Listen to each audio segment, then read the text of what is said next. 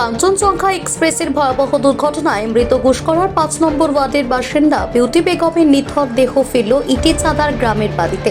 Uttarbanga medical college হাসপাতাল থেকে দেহ পরিবারের লোকেরা নিজেরা গাড়ি করে ঘুষকরার ইটিচাঁদার বাড়িতে নিয়ে আসেন। দেহ বাড়িতে পৌঁছানো মাত্রই কান্নায় ভেঙে পড়ে তার মেয়ে সহ পরিবারের লোকজন। শোকের ছায়া নেমে এসেছে এলাকা জুড়ে। গতকাল ঈদের দিনে জলপাইগুড়ির রাঙ্গাপানি স্টেশনের কাছে কাঞ্চনজঙ্ঘা এক্সপ্রেস দুর্ঘটনায় প্রাণ হারায় বিউটি বেগম। তিনি কাঞ্চনজঙ্ঘা এক্সপ্রেসের পেছনের দিকের কামরায় ছিলেন, আর সেখানেই মালগাড়ি পেছন থেকে এসে ধাক্কা মারে কাঞ্চনজঙ্ঘা এক্সপ্রেসকে। ঘুষকরার বাসিন্দা হলেও বিউটি বেগমের স্বামী হাসমাত শেখ জলপাইগুড়িতে একটি বেসরকারি সংস্থার গাড়ি ড্রাইভারের কাজ করেন। স্বামীর সাথে দেখা করতে 15 দিন আগে বিউটি ঘুষকরার ইটিচাঁদার বাড়ি থেকে জলপাইগুড়ি যান।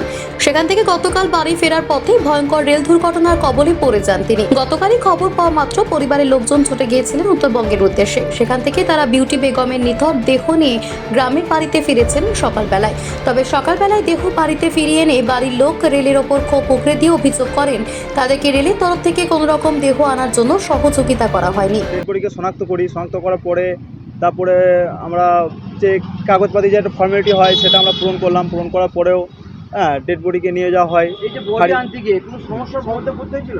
বডি আনতে গিয়ে সমস্যা বলতে আমরা ওখানে কোনো রকমের কোনো ধরনের সহযোগিতা পাইনি। এক তো হচ্ছে রেল কর্তৃপক্ষের কোনো সহযোগিতা পাইনি, দুই হচ্ছে হাসপাতাল কর্তৃপক্ষেরও কোনো সহযোগিতা পাইনি। সমস্ত কিছু নিজেকেই করতে হয়েছে। নিজেকেই করে আমরা ডেড বডি বার করে নিয়ে এসেছি। অনেক পেরাশানির মধ্যে আমরা ওই এনজিপি থেকে মানে শিলিগুড়ি থেকে জলপাইগুড়ি ডিস্ট্রিক্ট থেকে আমরা এইখানে বর্ধমান ডিস্ট্রিক্টে ডেড বডি আনতে মানে বহুত প্যারাশানিতে ভুগতে হয়েছে আমাদের। রেলের কোনো আধিকারিক তোমাদের সাথে পরবর্তীকালে যোগাযোগ কোনো রকমের কোনো আধিকারিক আমার সাথে যোগাযোগ করেনি, ঠিক আছে। আমরা শুধু ওখানে গিয়ে ডেড বডি যেভাবে ডিসচার্জ করে সেভাবে আমাদেরকে দেয়, ডেড বডি আমরা নিয়ে আসি সেখান থেকে, ঠিক আছে। ডেড বডি নিয়ে আসানোর পর আমাদেরকে একটা চালান দেওয়া হয়, ঠিক আছে। ডেড বডি আমরা আবার বলি যে আমরা গাড়িতে নিয়ে যাচ্ছি, সেক্ষেত্রে কি কোনো রকমের কোনো ব্যবস্থা সরকারি তরফ থেকে